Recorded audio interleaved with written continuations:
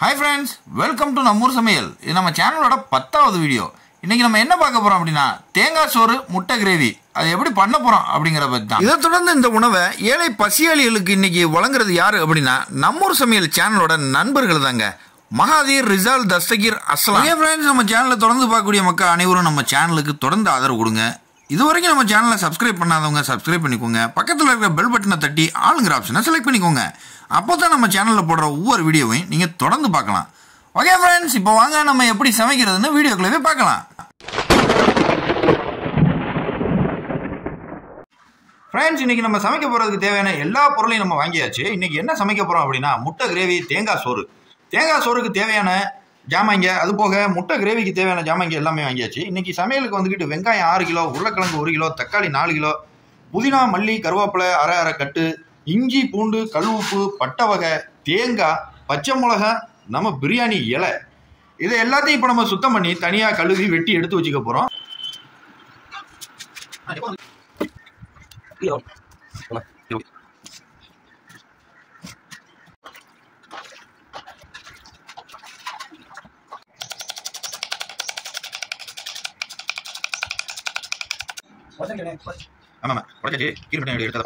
Friends, இப்போ நம்ம 1 kilo வெங்காயம் எடுத்து அதை கொஞ்சம் சின்னதாக நறுக்கிட்டு அதை இப்போ பிளெண்ட் பண்ணி திக்கு கிரேவிக்காக நம்ம வந்துக்கிட்டு அதை தனியாக அரைச்சி பேஸ்ட் பண்ணி வச்சுக்க போகிறோம்.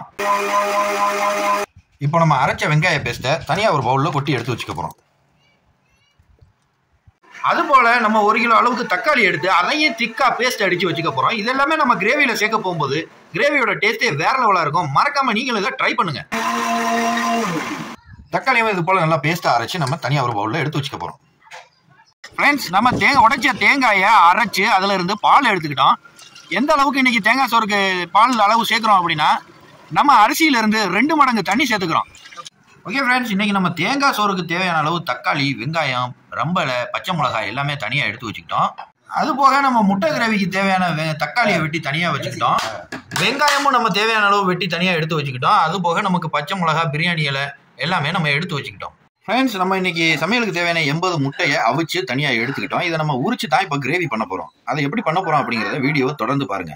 ஓகே ஃப்ரெண்ட்ஸ், இன்னைக்கு நம்ம சமையலுக்கு தேவையான அவிச்ச முட்டையை நம்ம தனியாக உரிச்சு எடுத்தாச்சு. ஃப்ரெண்ட்ஸ், நம்ம முட்டை கிரேவிக்கு அவிச்சு வச்ச முட்டையை சும்மா நடுவில் ஒரு கீறு மட்டும் கீறி போட்டுக்க போகிறோம். அப்போ தான் நம்ம வந்துக்கிட்டு போடுற மசாலா எல்லாமே அதில் சாரும். ஓகே ஃப்ரெண்ட்ஸ், இப்போ நம்ம சமையலுக்கு அடுப்பு பற்ற வச்சாச்சு. அதோட நம்ம சட்டியை வச்சு ஸ்டார்ட் பண்ண போகிறோம்.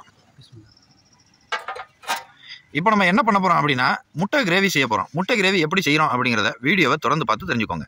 ஓகே ஃப்ரெண்ட்ஸ், சட்டி நல்லா சூடாயிருச்சு. இப்போ நம்ம செக்கில் ஆட்டின சுத்தமான எண்ணெயை ஊற்றிக்கிறோம். ஃப்ரெண்ட்ஸ், இப்போ நம்ம எண்ணெய் நல்லா சூடான உடனே பட்டை வகை எல்லாத்தையும் இப்போ நம்ம சேர்த்துக்க போகிறோம்.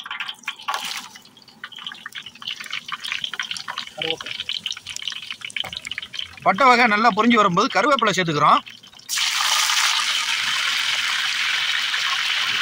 அதோட நம்ம ரம்பலை சேர்த்துக்கிறோம். அடுத்து நம்ம நறுக்கி வச்ச வெங்காயத்தை சேர்த்துக்கிறோம்.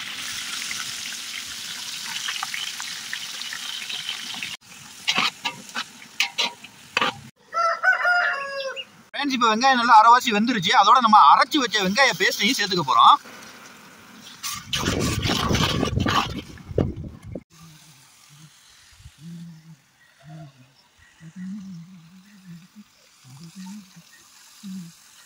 சூரிய ஒளிக்கிறது நல்லா நச்சுன்னு அடிக்குதா. ஓகே ஃப்ரெண்ட்ஸ், நம்ம போட்ட வெங்காயமும் அந்த வெங்காய பேஸ்ட்டும் நல்லா பொன்னிறமாக வந்ததுக்கப்புறம் நம்ம இஞ்சி பூண்டு அரைச்சி வச்ச பேஸ்ட்டை சேர்த்துக்க போகிறோம்.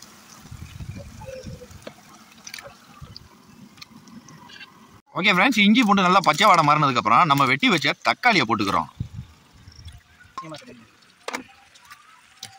தக்காளி சேர்த்து கொஞ்ச நேரத்தில் நம்ம அரைச்சி வச்ச தக்காளி பேஸ்ட்டையும் சேர்த்துக்க போகிறோம்.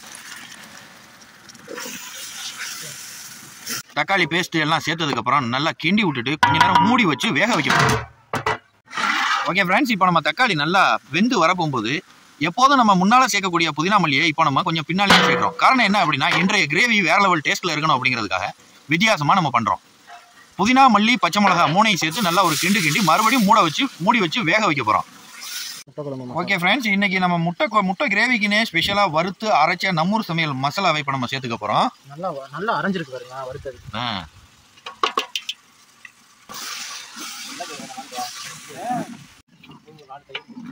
ஓகே ஃப்ரெண்ட்ஸ், இப்போ மசாலா போட்டு நல்லா வெந்து வரப்போகும்போது நம்ம தேவையான அளவு தண்ணி சேர்த்துக்க போகிறோம்.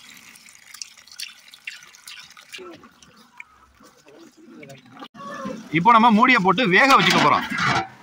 ஓகே ஃப்ரெண்ட்ஸ், இப்போ மசாலால இருந்து எண்ணெய் நல்லா தனியா பிரிஞ்சு வர ஆரம்பிச்சிருச்சு. அடுத்து நம்ம வெட்டி வச்ச உருளைக்கிழங்க சேர்த்துக்க போறோம். ஃப்ரெண்ட்ஸ், இப்போ நம்ம உருளைக்கிழங்க சேர்த்ததுக்கு அப்புறம் நம்ம தேவையான அளவு உப்பு போட்டு அதோட நம்ம தண்ணியை சேர்த்து வேக வைக்க போறோம். தண்ணி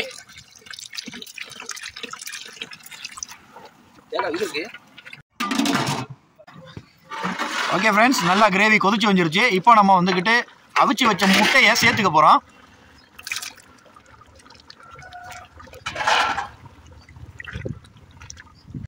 ஃப்ரெண்ட்ஸ், இப்போ முட்டையெல்லாம் சேர்த்து முட்டையில் கிரேவி சார்ந்ததுக்கு பிறகு நம்ம வந்துக்கிட்டு அரைச்சி வச்ச தேங்காய் பேஸ்ட்டை சேர்த்துக்க போகிறோம்.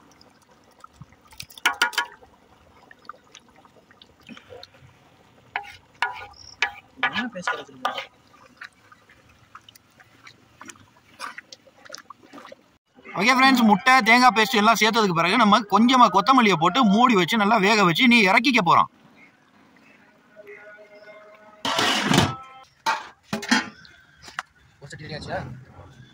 ஓகே ஃப்ரெண்ட்ஸ், இப்போ நம்ம தேங்காய் சோறு ஆக்குறதுக்கு அடுப்பில் சட்டி வச்சாச்சு. அடுப்பில் சட்டி வச்சு சட்டி காஞ்சதுக்கு அப்புறம் என்னென்ன சேர்க்க போகிறோம் அப்படிங்கிறத வீடியோவை தொடர்ந்து பாருங்க. ஃப்ரெண்ட்ஸ், சட்டி நல்லா சூடாகி வந்துருச்சு. இப்போ நம்ம சுத்தமான தேங்காய் எண்ணெய் சேர்த்துக்கிறோம்.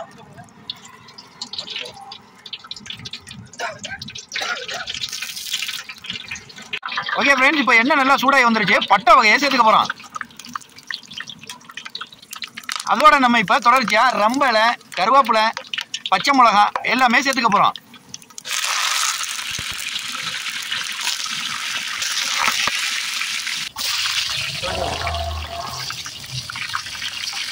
ஓகே ஃப்ரெண்ட்ஸ், அடுத்து நம்ம பச்சை மிளகாயை தொடர்ந்து வெங்காயம் சேர்த்துக்க போகிறோம். பட்டை வகை, வெங்காயம், பச்சை மிளகாய் எல்லாத்தையும் போட்டதுக்கு பிறகு நல்லா கிண்டி விட்டுக்க போகிறோம். தாளிப்பு ஜாமான் எல்லாம் நல்லா பொன்னிறமாக வரும்போது இப்போ நம்ம இஞ்சி பூண்டு சேர்த்துக்கிறோம்.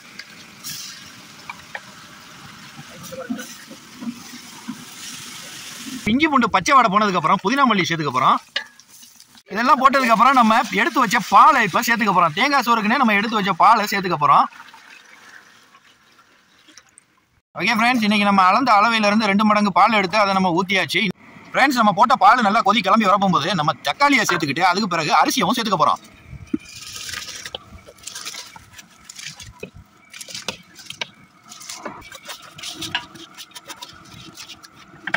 இப்போ அரிசி எல்லாம் சேர்த்ததுக்கு பிறகு ஒரு கிண்டி விட்டு தேவையான உப்பை சேர்த்துட்டு அதுக்கப்புறம் நம்ம கொதிக்க விட போகிறோம். ஃப்ரெண்ட்ஸ், தேங்காய் சோறு நல்லா சூப்பராக கொதிச்சு வந்துட்டு இருக்கு. கமகமன்னு மணக்குது, வேற லெவலாக இருக்குது. சும்மா சட்டியே பார்க்குறதுக்கு அவ்வளோ ஒரு அலங்காரமாக இருக்குது. இனி நம்ம கொதிச்சு நல்லா வந்த உடனே தேங்காய் சோறு வெந்ததுக்கப்புறம் எப்படி இருக்குது அப்படின்றத பார்ப்போம். ஃப்ரெண்ட்ஸ், இப்போது தேங்காய் சோறு நல்லா தண்ணி வற்றி நம்ம அரிசியோட பதத்துக்கு வந்துருச்சு. அரிசியும் தண்ணியும் ஒரே லெவலுக்கு வந்துருச்சு. நம்ம போதுமான அளவு வேக்காடு இருக்கான்னு செக் பண்ணிட்டோம். இப்போ நம்ம இதில் வந்துக்கிட்டு புதினாவும் மல்லியும் சேர்த்து அதோட நம்ம தம் போட்டுக்க போகிறோம்.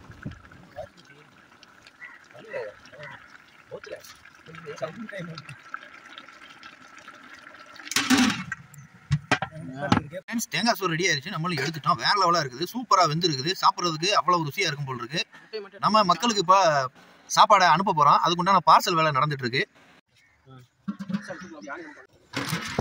ஃப்ரெண்ட்ஸ், இன்னைக்கு நம்ம சேனல்ல இருந்து ஒரு 30 பேருக்கு சமைச்சு சாப்பாடு கொடுக்குறோம். அந்த சாப்பாடை வந்துக்கிட்டு யார் கொடுக்குறது அப்படின்றத இப்போ நம்ம தெரிஞ்சுக்க போறோம்.